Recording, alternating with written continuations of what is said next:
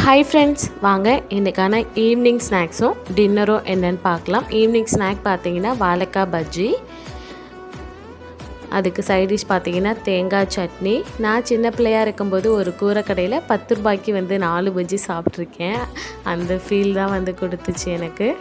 அடுத்து டின்னர் பார்த்தீங்கன்னா பரோட்டா சால்னா. என்றைக்காவது ஒரு நாள் பரோட்டா கடையில் சாப்பிட்றது எந்த பிரச்சனையும் இல்லை. அதுவும் இல்லாமல் என் ஹஸ்பண்ட் ஒரு பரோட்டா லவர். எந்த கடையில் பரோட்டா நல்லாயிருக்கும், சால்னா நல்லாயிருக்குன்னு அப்படியே சர்ச் பண்ணிகிட்டே இருப்பார். இந்த வீடியோ பிடிச்சிருந்துச்சுன்னா சப்ஸ்கிரைப் பண்ணிக்கோங்க.